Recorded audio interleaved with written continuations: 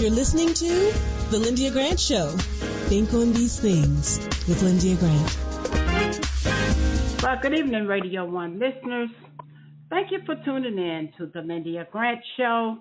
We're so glad you joined us here on Spirit 1340 WYCB.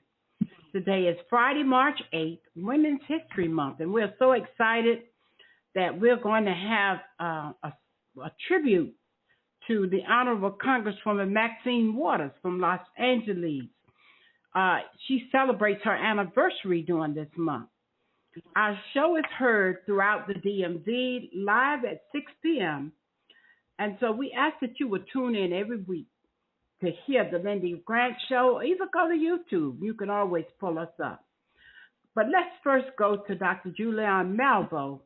She's going to talk about what's going on in the elections, and today is Super Tuesday, and we broadcast Tuesday and we come on Friday. So, Dr. Julianne, what you got to talk about?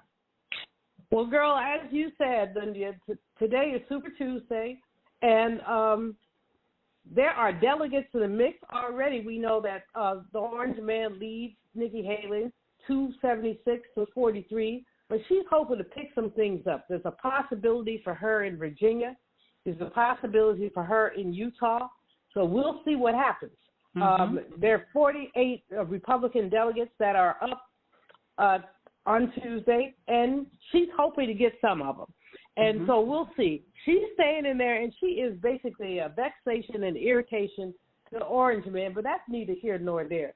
The big question is what's going to happen after the dust clears on Tuesday. Will she drop out? Will she stay in? If she picks up a state or two, she's likely to stay in.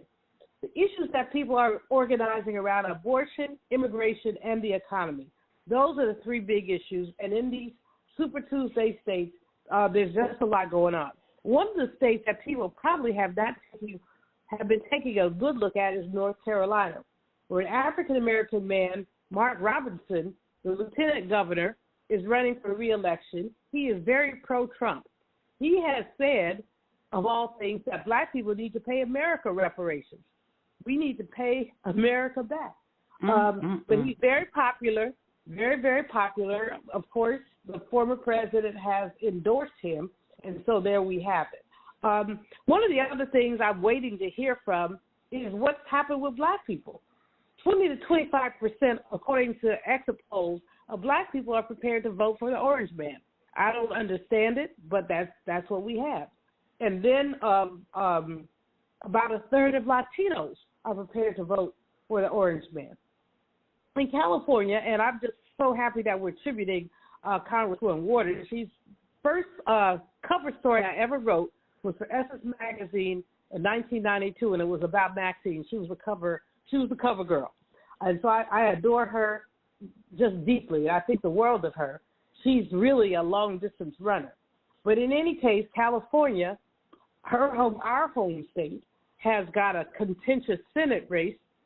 3 Democrats and 1 Republican are running in what's called a jungle primary. In the jungle primary, the top 2 vote getters, regardless of party, are on the ballot. Right now, Adam Schiff, who led as a Trump impeachment monitor, is leading in the polls. Steve Garvey, a Republican former baseball player, has done very little, but he's up there. And then, of course, we have Congresswoman Barbara Lee, who hasn't raised a lot of money, and Katy Perry, a white woman from Irvine, California, who would be the front runner, or not front runner, would be number 2 to Schiff, except for the fact that Schiff has spent a lot of money lifting up Steve Garvey. In any case, everybody is just waiting with bated breath to see what we're going to get with at the end of Tuesday.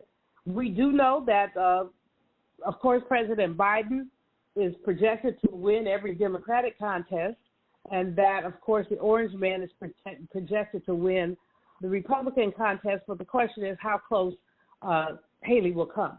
Now, interesting news, in Arizona, Kristen Sinema, who started out as a Democrat and then 2 years ago said she was an independent, on Tuesday said she would not be running for re-election. She is the first openly bisexual member of Congress, but that's not that important. What's more important is that she's been the most openly, she and Joe Manchin, openly bipartisan members of Congress. She's worked on a number of things that have been really important, and basically been a compromise actor. She says that her brand of politics is not popular with voters, and so she's not going to run again. That there is a gentleman who is running on the Democratic side, and then Kerry Lake, former governor in Arizona, will have the Republican nomination. She said she wasn't looking forward to the three-way fight that was there. I'm not going to miss her, but I will miss her bipartisanship. Bob Menendez, the Republican senator the Democratic senator from New Jersey, has new charges against him. He's being accused of being a former foreign agent, and so the new indictments, he and his wife both. That is going to be an issue. Many Democrats have already said he just needs to stop running, but he's very defiant. He says he's going to run. If we take our gaze away from our national politics to look international, Gaza is in the news. The United Nations has said that many women who were held hostage were sexually assaulted. They don't have names. Israel is demanding that Hamas list the names of the hostages, living and dead. Hamas has not responded yet, and so that war continues. We don't talk much about Haiti anymore, Lyndia, and we should. It's a predominantly African nation, Afro-descendant nation, and it is chaos there right now. The gangs have taken over the capital of Port-au-Prince. They broke into a jail and let everybody out. There are 3,000 criminals out. Ariel Henry, who's the prime minister, he is very controversial. He does not follow the rules.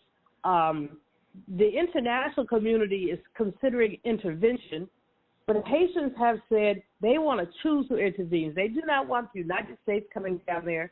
They want perhaps an international force that may or may not include the United States. So while they figure out what they want, what we have going on is a mess. And that mess has reverberations for black people, frankly, all over the world. Now, the federal Boeing, be careful if you get on a Boeing plane. A lot of people are saying there are challenges with Boeing, and the Federal Aviation Administration has sanctioned them because of that Alaska Airlines plane where the door fell out. So Boeing 737s are the especially problematic planes, and there have been people who have gotten on, booked a flight on a different plane, and when they got on and saw 737, they got off. So we just have to pay a bit of attention to Boeing. So there's so much more, Lyndia, but you haven't given me much time today. Let's just simmer with what we have, and what we have right now is the election. The election. Oh, and just really quickly, of course, the Supreme Court is letting Trump stay on the ballot, but we knew that. They let him stay on the ballot despite the sexual assault, despite the 91 indictments. He is still on the ballot. Mm-hmm. All right. Well, thank you, Dr. Julian. If it wasn't for my care coach at AmeriHealth, I probably wouldn't be so healthy right now. As a man, we don't get checkups or see a doctor regularly anyways. It's probably just a man thing because none of my partners go either. We know we should, but we just don't, and hope it works out. So what changed for you? AmeriHealth assigned me a care coach, somebody that gives one-on-one help, answer questions, explain things, and help set my appointments. She also helped me understand what having high blood pressure really means and ways to manage it so it doesn't kill me. It ain't nothing to play with. If you're a member of AmeriHealth, ask for a care coach. I'm glad I got mine. At AmeriHealth, if you need a care coach, you can have one. Just call us at 1-877-759-6224 to get connected. 1-877-759-6224. This program is funded in part by the government of the District of Columbia Department of Healthcare Finance. Mayor Muriel Bowser. Washington and former religion columnist Lyndia Grant. Rosa Parks refused to give up her seat on a segregated Montgomery bus. In lectures on brotherhood, Miss Parks often said, "People always say that I didn't give up my seat because I was tired. But that wasn't true. I was not tired physically. I was not old. I was 42. No, the only tired I was tired of giving in." Driven out of Montgomery by harassment and death threats, Detroit, Michigan became her new home. Rosa Parks will always be remembered as the mother of the civil rights movement. Raised in the AME church, she once said, "I remember finding such comfort and peace while reading the Bible." Read more in the religion column of the Washington Informer, an award-winning African-American newspaper. We don't report crime or gossip, just positive news. Pick up the Washington Informer or visit us online at washingtoninformer.com. Call 202-561-4100 for more information. This is Frank Smith with the African American Civil War Museum in Washington, D.C., located at 1925 Vermont Avenue Northwest on the Green Line. Did you know that a recent study found that children who visit museums do better in school and in life than children who do not? So parents, teachers, and preachers, let's get moving. I promise you, if you bring your children to the African American Civil War Museum, they will be inspired by the images that they see. They will be impressed by our living history reenactors who are always available, and they will be involved in our scavenger hunt that takes them throughout our exhibit. That's the African American Civil War Museum, 1925 Vermont Avenue. Our hours are 10 to 6:30 on weekdays, 12 to 4 on Saturdays and Sundays. See it. Be inspired. Thank you for tuning in to the Lyndia Grant Show here on Spirit 1340 WYCB, Washington, D.C. I am so excited. We are now getting ready to talk to our special guest for today, the Honorable Congresswoman Maxine Waters. Just want to say hello to you first, Congresswoman, and then we're going to give a brief introduction. Well, thank you so very much, and I am also delighted and excited to be on your show today. I understand you've done some great interviews, and you've got Dr. Melvo that's going to be on, so you're doing some wonderful things, and particularly doing this Women's History Month. Thank you. Exactly. We are saluting you. I'll have to make sure people understand. I read that it's your 30th anniversary in Congress, but 55 years altogether. So let me just give a brief introduction, because if I tried to give the whole introduction, we wouldn't have a time for my questions. Oh, go ahead. So, Congresswoman Maxine Waters, born in St. Louis, Missouri, was one of 13 children. She's smart, she's lively, outspoken, and unafraid. Known as Auntie Maxine, she has gotten millions of new millennial fans when she adamantly said, "I'm reclaiming my time."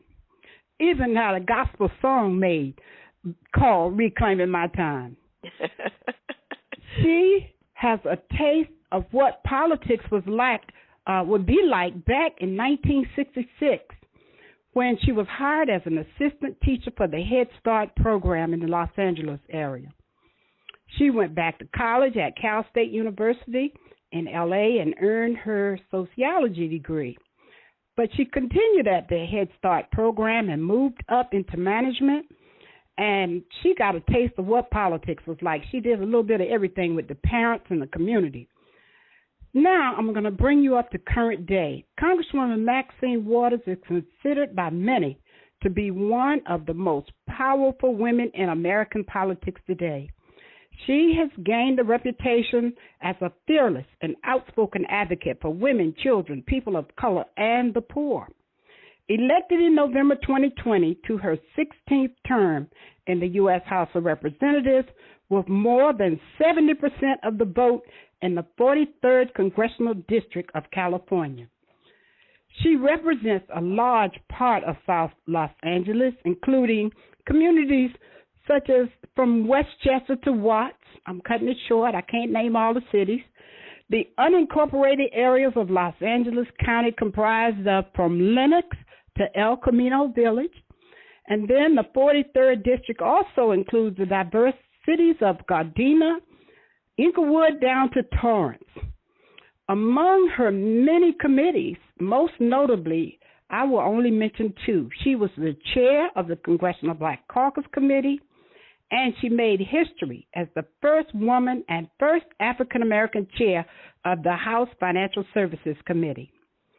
And listening to her videos, I just want to close by saying I heard her say that the elimination of poverty and the wealth gap, the role of the haves and have-nots, is a primary concern to her. Welcome to today's show, Congresswoman. I know I cut out a lot, but I wanted to give just a little bit about you, and I want you to know how delighted I am that you could join me today.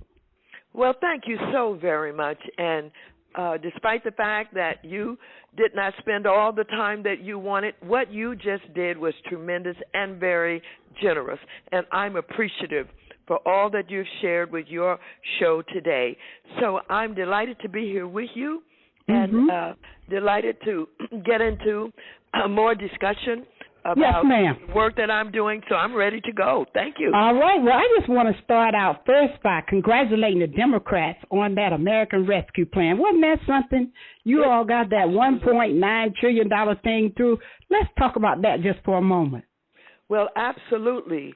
It is perhaps the largest piece of legislation that has ever been produced.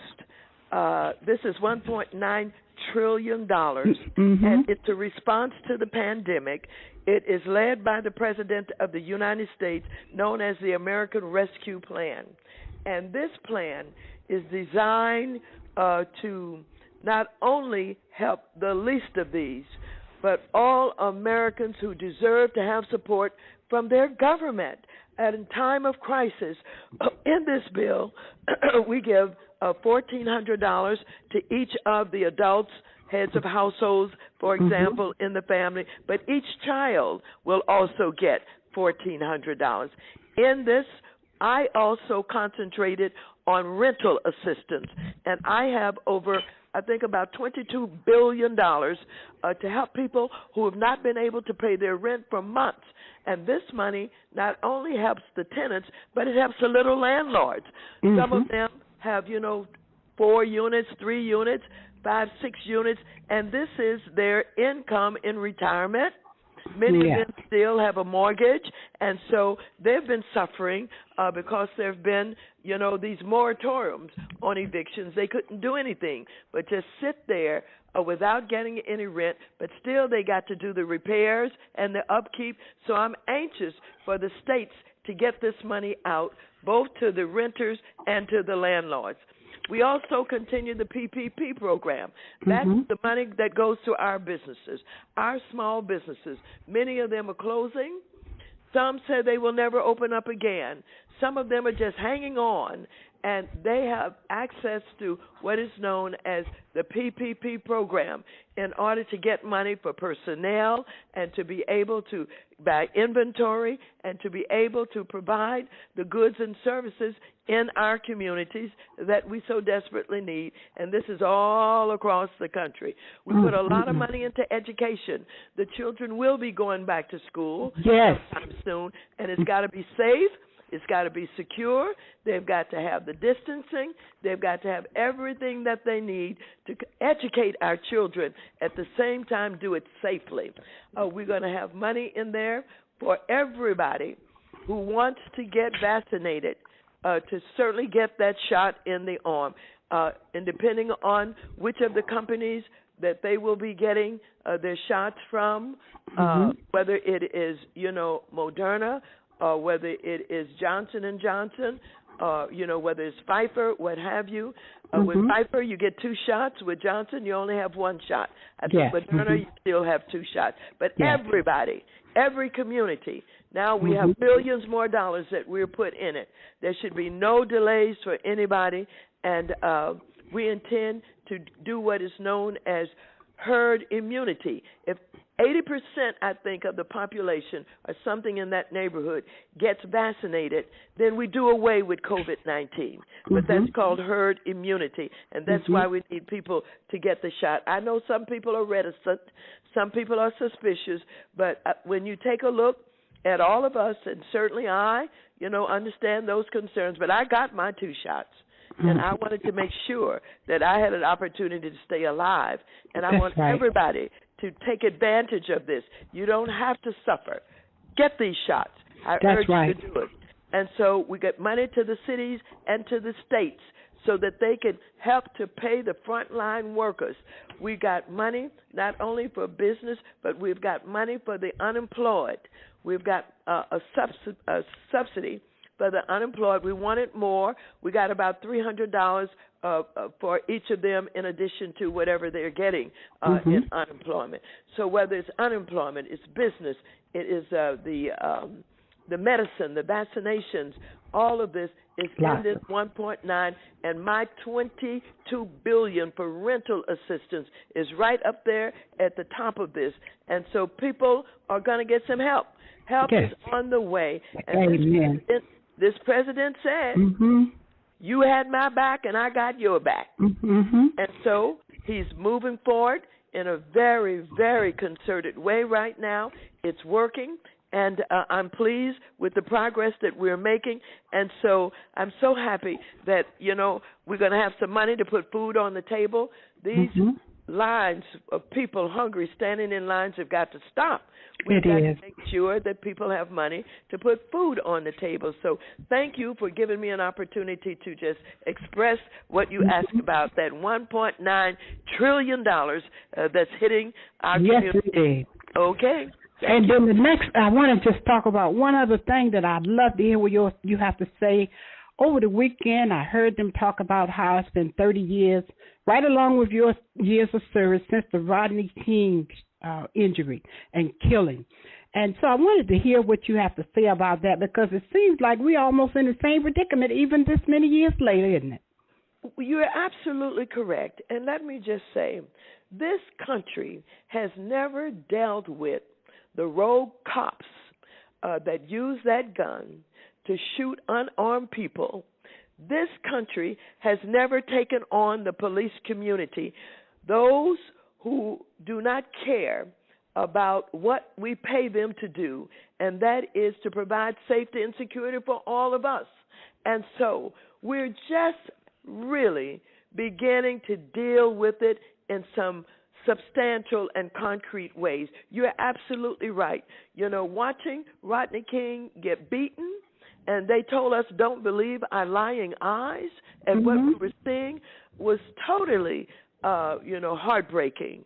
And so since that time, we've had, as you've said, all of these murders of unarmed black people by the police we pay year after year to serve us. And so here we are. Now, here's what I see. I see for some reason, and because it was so atrocious, that when George Floyd was witnessed all over the world with this policeman's knee on his neck for almost 9 minutes while he stood up and looked around to make sure everybody was seeing him and what he was doing. Somehow that has triggered more attention, more involvement, more people hitting the streets, the protests that lasted for so long, black, white, Asian, Christians, Muslims. I mean, everybody out there saying something's wrong with this picture. And then, of course, Black Lives Matter came up with strong response to it, said defund the police. And now what is happening in many of our cities, the city council members and the mayors are looking at the police budget. They're not going to wipe out the police budgets, but what they want to see is whether or not the police have been given so much in their budgets because the city council members and the elected officials were threatened that if they didn't give them what they wanted, they would turn on them in their elections. They would campaign against them. The police unions would raise money against them. And so they've gotten away with getting the pay increases, the big benefits, and claiming overtime that they get time and a half or double pay for, getting everything that they wanted. And so many of those budgets are fat.